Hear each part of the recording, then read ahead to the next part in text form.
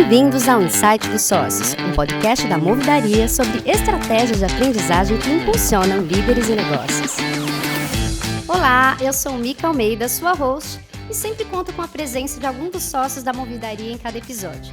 E hoje eu tenho comigo aqui o Cauê Vicente e a Bárbara Jeffenthaler.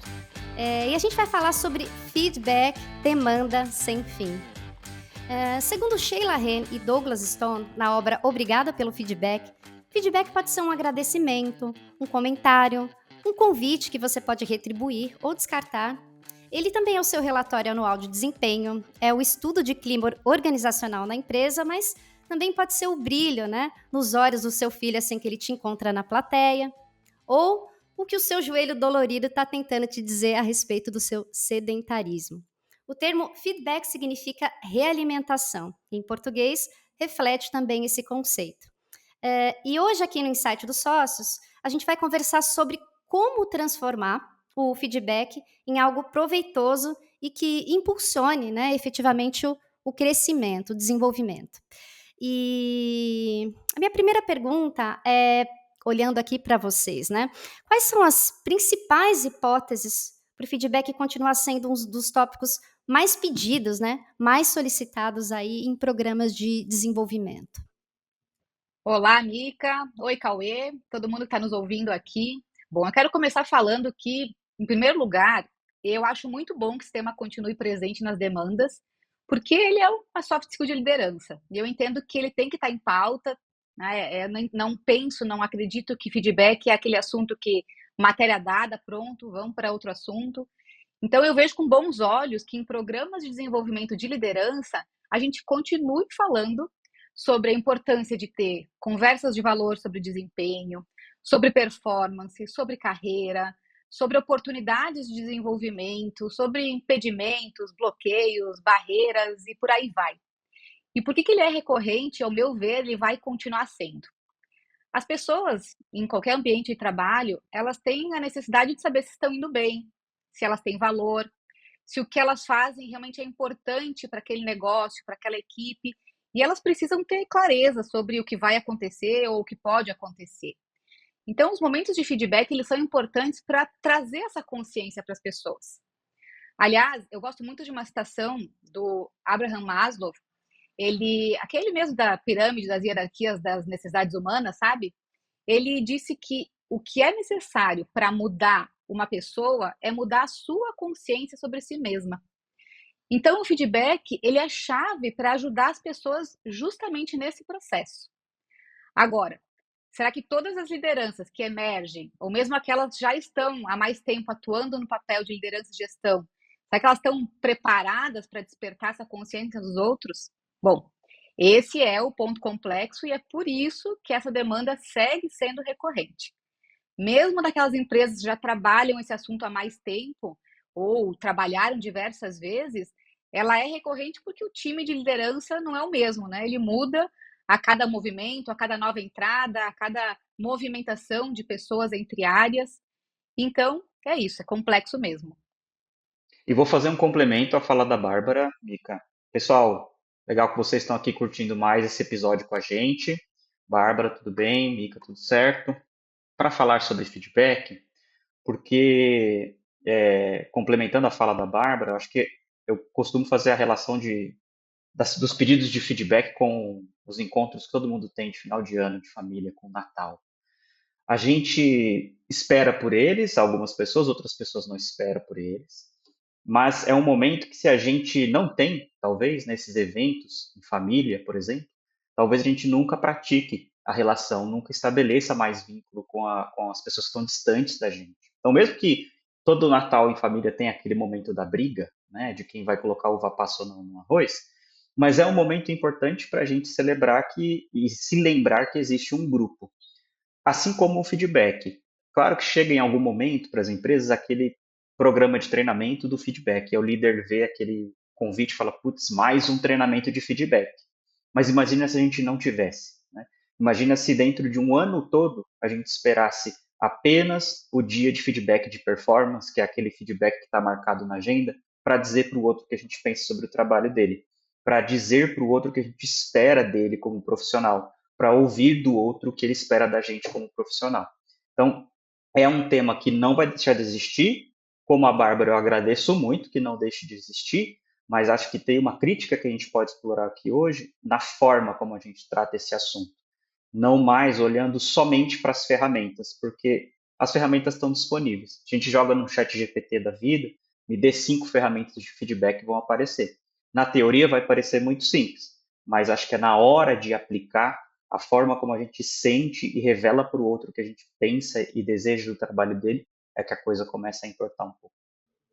Completamente, Cauê. E de onde vem essa, dificuldade, né, de transformar o feedback numa prática contínua, né, numa prática natural dentro das equipes, nas empresas? Ô, Mica, acho que as dificuldades são várias, né? Nunca é um fato isolado, mas eu fico pensando aqui na sua pergunta e consigo separar em 3 pedaços, talvez. E o primeiro deles remete ao ambiente, né? Quando falta uma cultura de feedback.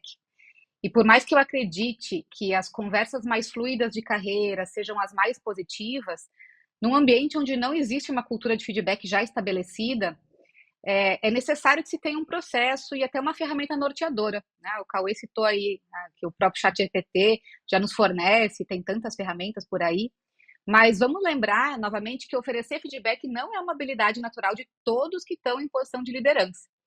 Então, na minha experiência como executiva de RH, eu vivi diversos movimentos e ondas de avaliação de desempenho, de feedback, e naqueles lugares, especialmente os mais populosos, onde se precisa falar sobre esse tema, onde existia um frame, um processo norteador para que as pessoas, os lideranças pudessem seguir, foi ali que eu pude ver essa cultura evoluindo com mais velocidade. Então, ambiente é o primeiro aspecto.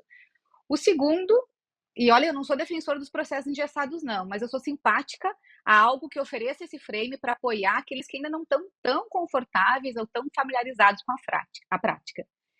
Então, o segundo que eu trago aqui é o próprio líder, que geralmente é quem puxa, quem oferta esse feedback.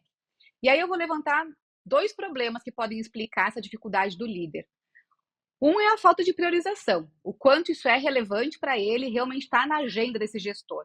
E se não tiver na agenda, não adianta, ele não vai fazer, ou ele vai fazer quando alguém cobrar e a gente já sabe onde isso vai acabar. Então tem essa questão da priorização e o preparo que ele tem para conduzir uma conversa de valor. E vamos combinar, gente, que não é simples. Exige acompanhamento, exige visão de futuro, exige empatia, exige escuta. Então, tá entendendo, Mica, por que eu defendo e entendo que o desenvolvimento da liderança para esse time, esse público realmente é algo perene? Porque para tudo isso, né, para todas as situações, a gente tem oportunidade de ser melhor, de amadurecer com cada episódio que a gente vive, de evoluir com cada experiência de aprendizagem que a gente passa. E por fim, então, o terceiro pedaço aqui, eu trago quem recebe o feedback. Geralmente essas conversas elas são precedidas de medos, de angústias, de frustrações passadas, de descrenças. Então, um dos aspectos importantes de a gente mencionar aqui é que as equipes também precisam de preparo, né? Como ativar essa escuta, como se posicionar, como expor os seus pontos de vista, como pedir ajuda. E eu já tive a oportunidade de participar, seja nas empresas por onde eu passei ou aqui, junto com os nossos clientes, de experiências de aprendizagem para apoiar as equipes nesse processo, né? Para que realmente elas pudessem extrair o melhor dessas conversas. E é uma prática muito interessante, muito legal, focar também no desenvolvimento das equipes que vão receber ou que vão ser convidadas a participar de uma conversa de feedback. Vou lembrar, complementando a Bárbara, da metáfora do Natal de novo, Mica. Não dá para a gente chegar no final do ano, ou é muito injusto eu chegar no fim do ano para aquele primo que você não viu o ano todo, e falar para ele assim, eu esperava mais de você. Você não falou o ano todo, né? Então, não vai ser agora, nesse dia, com essa ferramenta milagrosa que você vai começar a fazer. Como a Bárbara trouxe bem, é uma cultura de feedback. Para estabelecer essa cultura, eu preciso de um frame que me ajude e criar um ritual, uma rotina, seja de pedir feedback, seja de conceder o feedback, além do encontro formal, além da festa de Natal, né? Além do dia do feedback. Porque o feedback de performance vai ser muito bom se eu tiver tido ao longo do ano feedbacks pontuais muito bons. Porque se eu esperar 12 meses para dar um feedback de performance lá no fim do ano, o medo vai estar do tamanho do mundo, as expectativas vão estar enormes. Então, não há ferramenta que consiga dar conta. Além disso, acho que tem uma outra coisa que conta muito para a gente aumentar esse saldo da cultura de feedback, que é ser a cultura da empresa na prática, né? Ser os valores da empresa na prática. Se eu digo uma coisa e faço outra, eu estou comunicando. Então, se eu falo que feedback é muito importante, faço uma palestra de feedback, levo um treinamento de feedback e eu, líder, não aplico feedback semanalmente, diariamente com o meu time, não recebo feedback, as pessoas vão reparar no que eu faço e não no que eu falo. Então, criar a cultura é criar o hábito de fazer. E para se abrir a esse hábito, a gente desenvolve uma cultura de confiança.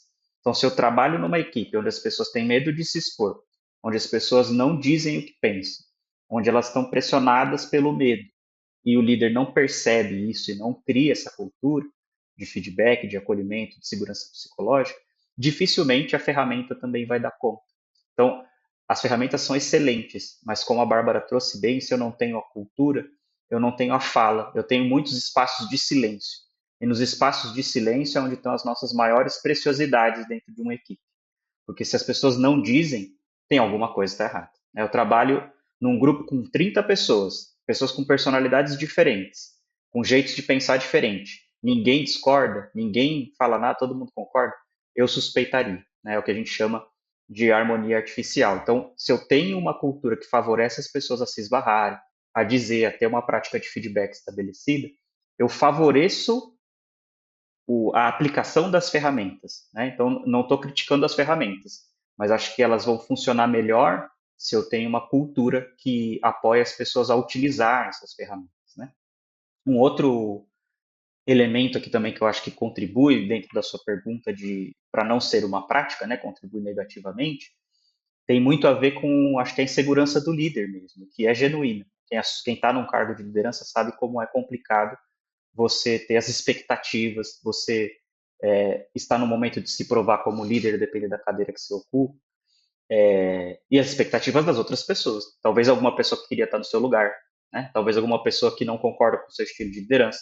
E aí vem aquele ímpeto de querer agradar todo mundo.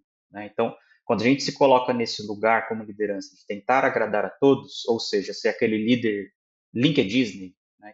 Só faz coisa boa, só acerta, só agrada, eu não consigo ter feedback. Eu consigo ou elogiar as pessoas ou criticar pessoalmente os outros. Eu não consigo falar sobre o comportamento. Né? Então, essa é uma outra barreira também que é pouco falada, né? Que empaca as ferramentas. Você trazendo isso me lembrou um pouco a questão da cultura do medo, né, Cauê? Como que você dá e recebe um feedback quando você está envolvido por uma cultura repressora, né, dentro de uma organização.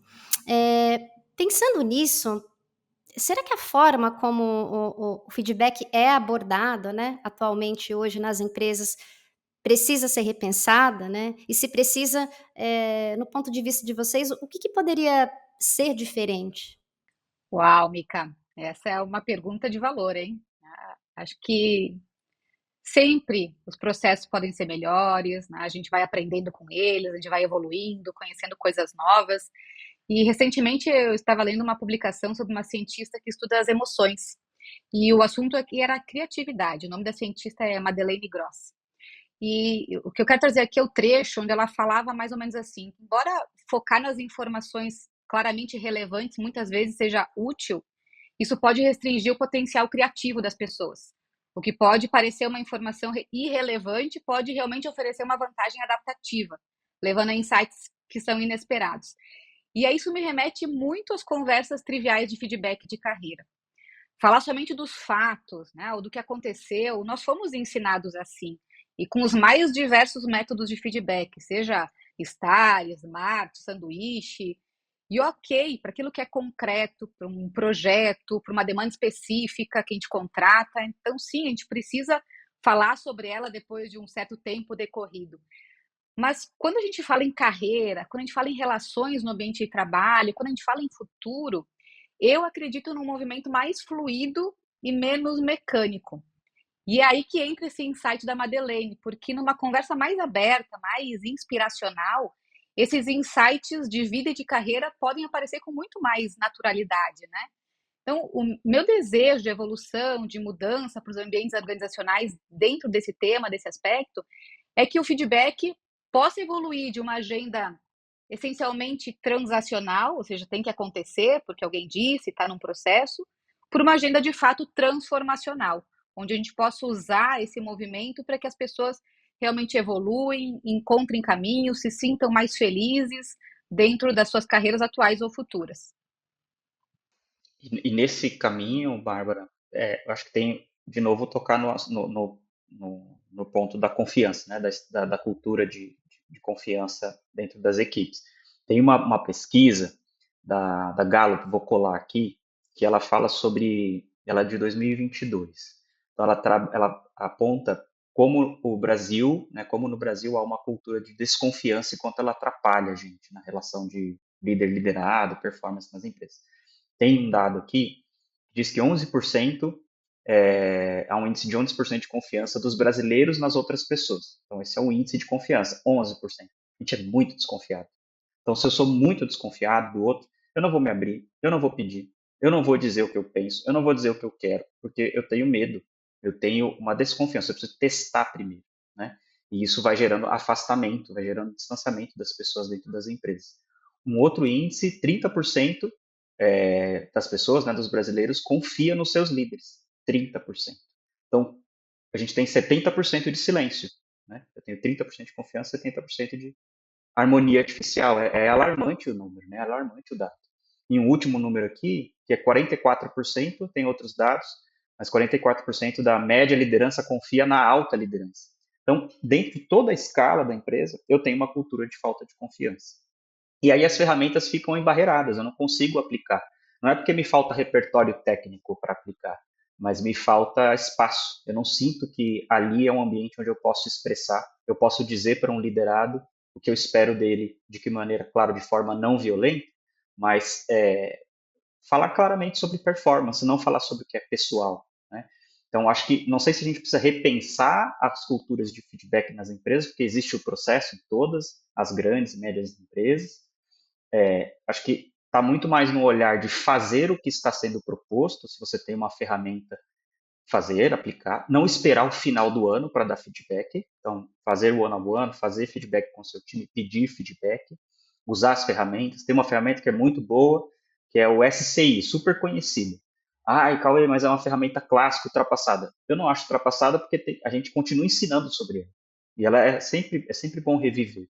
Então, SCI, situação, comportamento e impacto. Eu gosto de adicionar um P, que é o pedido. Né? Então, eu esclareço para a pessoa, dou um contexto, né, de qual é a situação, que a performance não foi adequada. Eu tenho o comportamento, então eu esclareço qual é o comportamento que não foi aderente, adequado.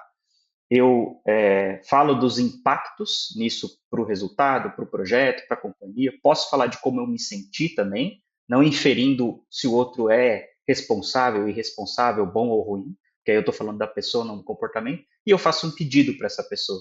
Eu acho que é onde a gente falha nisso, nós todos, né, na hora de aplicar um feedback, que é ao final, depois de você esclarecer, faça um pedido. Então, nas próximas, eu desejo que você faça dessa maneira. Nas próximas eu gostaria muito que você me comunicasse. Então a gente acaba sendo respeitoso com a gente mesmo e não violento com o outro. Né? Então, acho que está muito mais nas pessoas viverem uma cultura de segurança psicológica nas empresas, e isso é criado pela liderança, não é criado por treinamento nem pelo RH. Isso é criado por quem gere esse time. Né? Lógico, também pelas pessoas que estão nessas equipes. Né? Se eu tenho um time que depende apenas do líder para criar esse ambiente de segurança psicológica também, eu tenho uma equipe extremamente dependente. Né? Então, eu não estou desenvolvendo autonomia nessa galera. Mas o líder tem um papel fundamental de criar esse ambiente favorável à alta performance. Para que aí a gente consiga falar de forma mais aberta sobre o que a gente deseja e espera do outro. Pois é, Cauê, talvez a grande sacada, né, pelo que vocês estão trazendo aí, é com que as pessoas realmente vejam valor no feedback, que ele não seja apenas uma obrigação, enfim, vou ter que cumprir ali um protocolo da organização, né, e tirar essa cultura do protocolo para que eles vejam que é algo tangível que vai melhorar o desempenho, né, que é positivo, né. Talvez essa seja um pensamento legal, assim, quando a gente olha para a cultura de feedback de uma maneira não agressiva, né, trazendo todas as técnicas, enfim. Mas eu tenho uma questão. Eu acho que a gente tem que olhar, né, para esse lugar do: "Tá, mas por que que isso aqui vai ser bom para mim?" Porque feedback, a palavra assusta um pouco, né. "Ah, o que será que vão falar, né? Ah, não, mas se vier de uma maneira que isso vai acrescentar, vai ser positivo e vai ser bom para o meu desenvolvimento", é uma maneira de você ir modelando a cultura para que isso seja natural e frequente, né, não seja algo proforme, né, da empresa. E fiquei pensando aqui, né, coisas que ninguém te conta sobre feedback. O que vocês têm para me trazer sobre isso?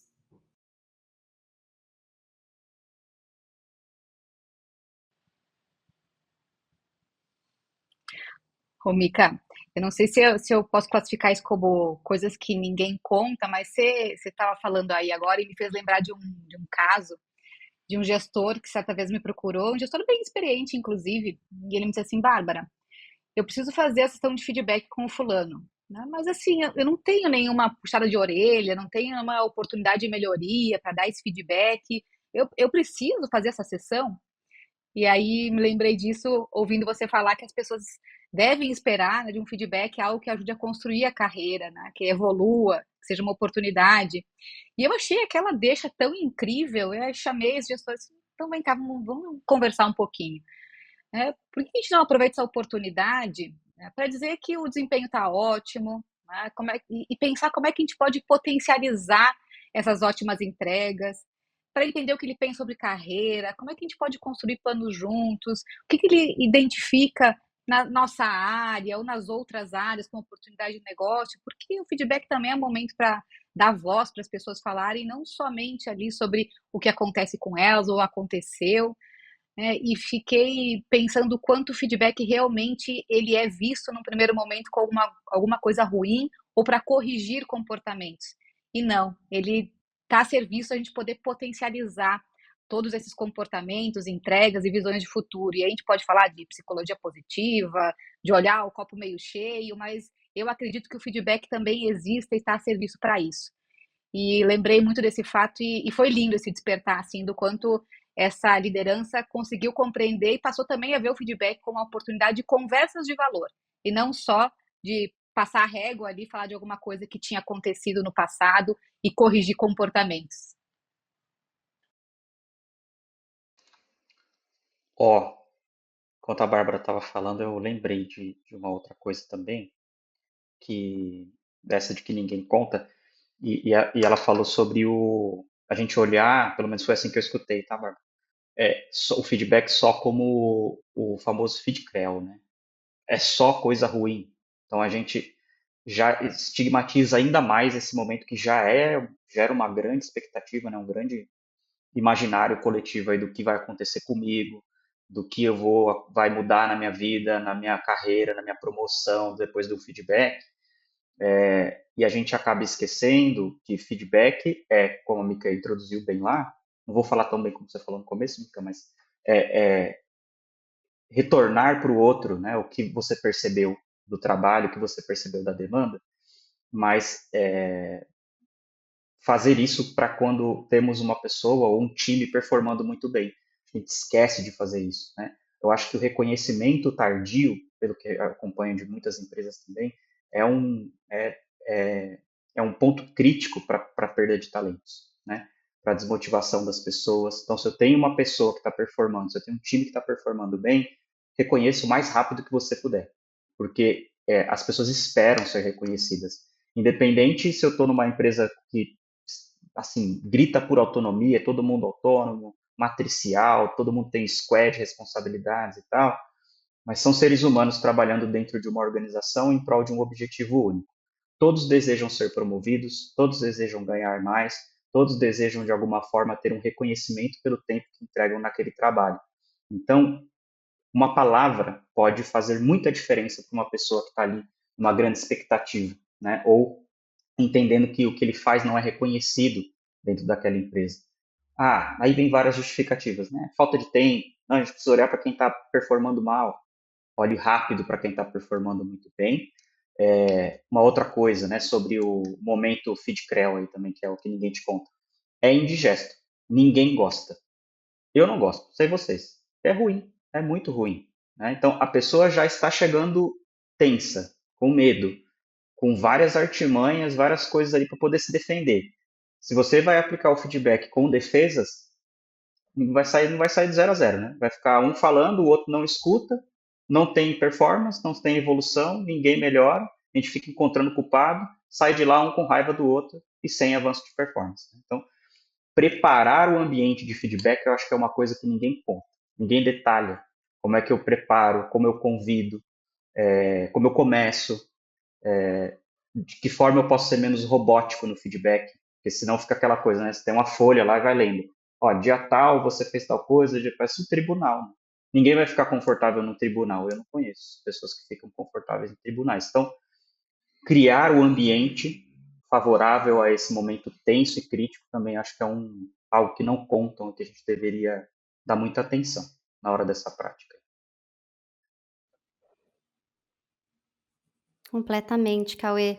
E no final das contas, aqui pela minha percepção, feedback é algo completamente humano, né? Que a gente transcende também, não somente nas relações profissionais, mas a gente consegue levar isso para a vida, né?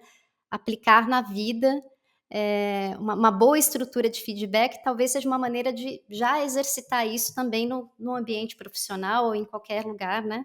Onde você precise reconhecer, né? Corrigir ali rotas, né?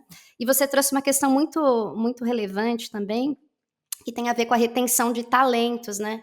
A gente tem essa problemática aí das organizações de altas taxas de turnover, enfim. Talvez o feedback seja também um caminho, né? De reconhecimento também, né? De correção aí de rotas para manter os talentos, né? E desenvolver, né? Os talentos dentro de uma organização. Bom, ficamos por aqui, chegamos ao fim de mais um episódio do Insight dos Sócios da Movidaria. Esperamos que as reflexões e estratégias de hoje tenham te ajudado a entender melhor o papel do feedback. Muito obrigada, Cauê e Bárbara, e nos vemos numa próxima. Até mais. O Insight dos Sócios é um podcast da Movidaria, disponível no Spotify, Apple Podcasts e em nosso canal no YouTube. Se você deseja fazer uma pergunta para os sócios, envie um e-mail para podcast@movidaria.com.br. Não deixe de nos seguir no Instagram e LinkedIn. Até a próxima!